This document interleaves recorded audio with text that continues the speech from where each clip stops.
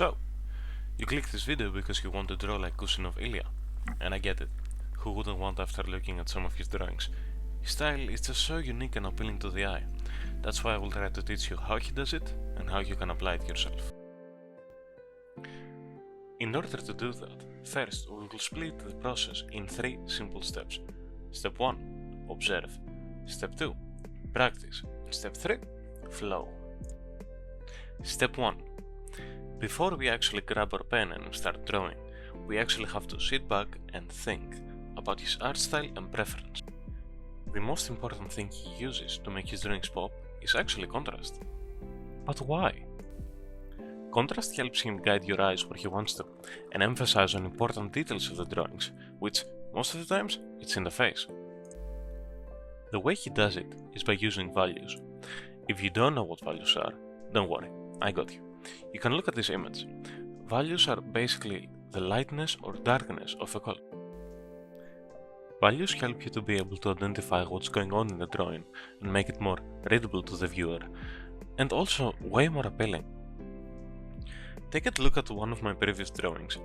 It was a value study that I did recently, and because of the values in the drawing, you can clearly tell what's what, and I could emphasize on the face and to be more specific on the mouth as well by adding contrast and color to it.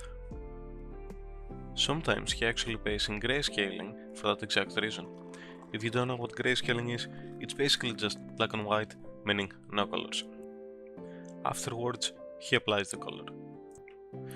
Another thing that he cares a lot about is his line work. If you were to look at his time lapses, he actually draws every line very intentionally and knows exactly what he wants to draw before he does it. Which brings me to my next point. In art, you have to think about what you're drawing and why you're putting a line on your canvas.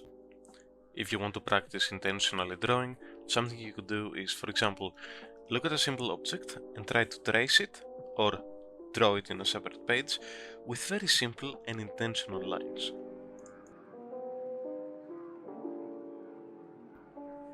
Step 2. Practice. The first time I actually wanted to study Kuvshinov art style was half a year ago, and the way I started was... guess what?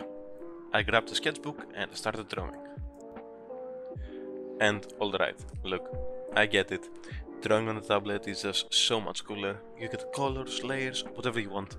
I know, trust me, I do it all the time too.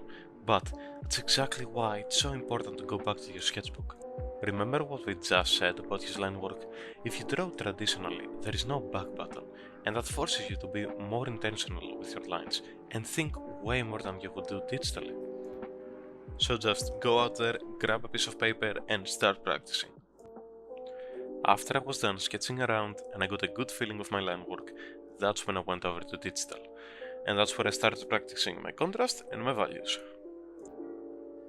His drawings just look so simple yet so appealing, and one of the main reasons is actually the eyes.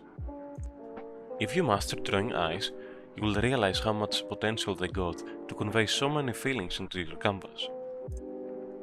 Next key point is that Kuvshinov uses a lot of rest areas as well. What are rest areas? Well, it's actually simple. Well, just think about going to the gym. You get in your car, you get there, and you start going on with your workout.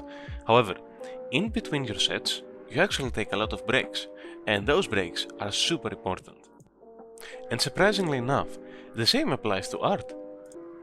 I find that a lot of people don't talk about rest areas as much as they should. Basically, the way it works is simple. You don't want the viewer to be looking at a drawing where in every place there is something going on. You need to leave some areas for your eyes to rest. And that's why we call it rest area. That way, you can bring out other aspects of your drawing even more and have a drawing that's nice to look at. And now I want to talk about something else. Art is hard, alright? Sometimes it just doesn't make sense, or it's frustrating. I get it, I know, we've all been there. But there is actually a solution to that. You need to make sure that you're having fun. If you're having fun and you can find a way to practice while also enjoying the process, trust me, you will get better so much quicker. Guess what? You made it to the final step. Step 3.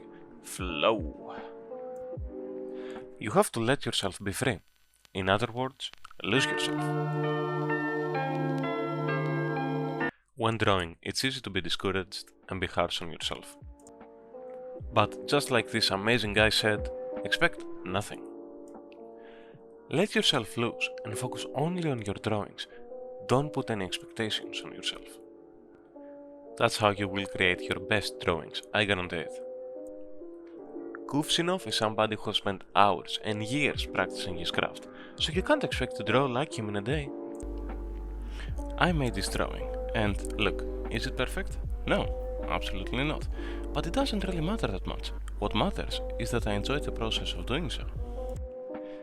The act of creating is much greater than the results.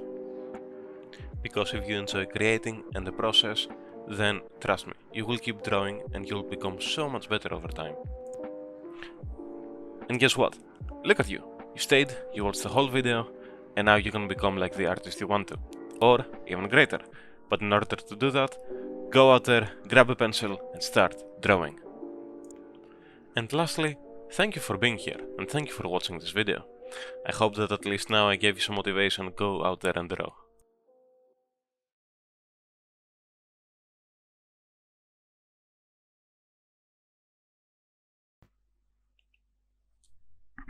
Why?